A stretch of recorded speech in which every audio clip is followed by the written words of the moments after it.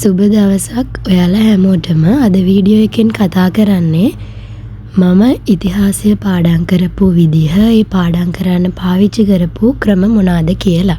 මුලින්ම මට තිබුණු නෝට් පොත් එක්කම තිබුණු ටියුට් ඔක්කොම අනුරාධපුරද, පොළොන්නරුවද, යුරෝපාද, ලංකාද කියලා අර වැඩිපුර ටියුට් තිබුණු ඒවා තනි ෆයිල් එකකට එහෙම වැටෙන විදියට ලංකා යුරෝපා ටියුට් ටික වෙන් කරගෙන තියාගෙන තිබ්බා. මේ ඔයගලන්ට පේන්නේ මමම හදාගත්තු නෝට් එක. පාඩම ටිකක් අවබෝධ කරගන්න අමාරු පාඩම් වලට මම කරේ මමම මෙන්න මේ දම් පාට පොතෙන් බලලා ඒක කියවලා ඒකට අදාළව මමම හදාගත්තා.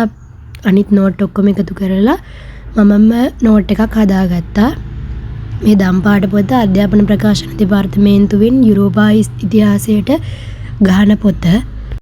අපිට අච්චු පොතක් නැති හින්දා අච්චු පොතක් වෙනුවට පාවිච්චි කරන්න පුළුවන් පොත තමයි ඔය දම් පාට පොත. ඊට අමතරව තව පොත් ඇති. එතකොට මේක ගන්න පුළුවන් අධ්‍යාපන ප්‍රකාශන දෙපාර්තමේන්තුවෙනුත් මේ කියන්නේ අධ්‍යාපන ප්‍රකාශනයකට ගියාමත් ගන්න පුළුවන්. ඊට අමතරව ගොඩක් සරසාවේ වගේ බුක් ෂොප් වලත් තියෙනවා. මට එහෙම නෝට් නැති ඒවා හරි තේරුම් ගන්න අමාරු ඒවා හරි මමම නෝට් එකක් හදාගෙන ඒ නෝට් එක තමයි මම පාඩම් කරේ.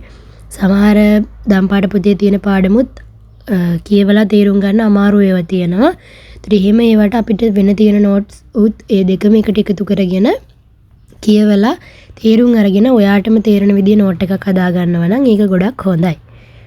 අනිත් එක හැම වෙලේම අහන කරන ප්‍රශ්න වලට උත්තර ලියන්න. ඒවට උත්තර ලියලා, ඒ කියන්නේ ඕනම ප්‍රශ්නයකට උත්තර ලියන්න පුළුවන් වෙන විදිහේ උත්තරයක් හදාගෙන තියාගන්න. අධ්‍යාපන ප්‍රකාශනයේ ලංකා ඉතිහාසෙට තියෙන පොත් හතර තමයි මේක. මේ හතරම මේ විදිහට පාඩම් කරන්න ඕනි කියලා එකක් නැහැ. අපිට ඕන කරන තොරතුරු, ඒ කියන්නේ සාමාන්‍ය නෝට් එකකින් මොනවාන් හරි අපිට මිස් වෙන දෙයක් තිබුණොත් ඒවා ඔක්කොම කවර් කරගන්න MCQ වලදී එම මේ ලංකා ඉතිහාසයේ පොත් හතර වැදගත් වෙනවා. අනුරාධපුරේ, පොළොන්නරුවේ අනිත් එක තියෙන අනිත් යුගය, ඒවට වෙන්වෙන්ව බ්‍රිතාන්‍ය යුගය ගැන එහෙම තමයි ওই පොත් හතර තියෙන්නේ. රජවරු අනුපිළිවෙළවල් දැනගන්න, ඒවට ඒතර රූප සටහනෙන් අපිට මේ දේවල් අවබෝධ කරගන්න මේ පොත් හතර ගොඩක් වටිනවා.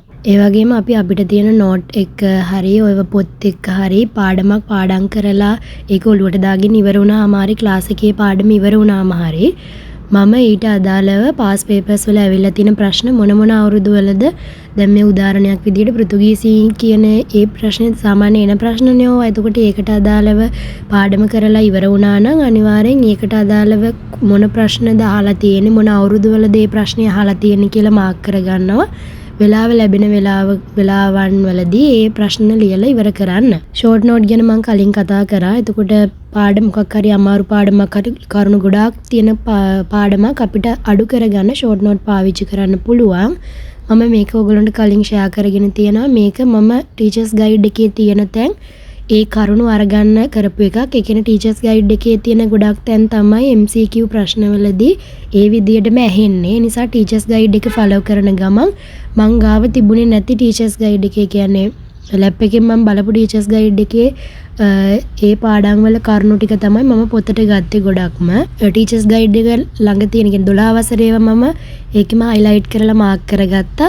ඒතර ඒවයින් මම බලාපොරොත්තු වුණේ MCQ ටික කවර් කරගන්න එක. ඒතර MCQ කරන්න මම වෙනම මේ පොතක් පාවිච්චි කරා. මම ඒකත් ඔයගොල්ලොත් එක්ක කලින් ෂෙයා කරගත්තා. ඉතිහාසයටත් එහෙමම තමයි. ඒතකොට ඒකේ මට වැරදෙන තැන් මොනවාද? ඒ වැරදෙන්න හේතු වෙච්ච තැන් මේ විදියට ස්ටිකි නෝට් එක ලියලා මාක් කරගත්තා. මේ ටික තමයි මම හිස්ටරි වලට කරේ කියලා ඔයගොල්ලොත් එක්ක ෂෙයා කරගන්න තියෙන්නේ. ඉතින් thank you අදත් වීඩියෝ එක අන්තිම වෙනකම් බලපු ඔයගොල්ලෝ හැමෝටම.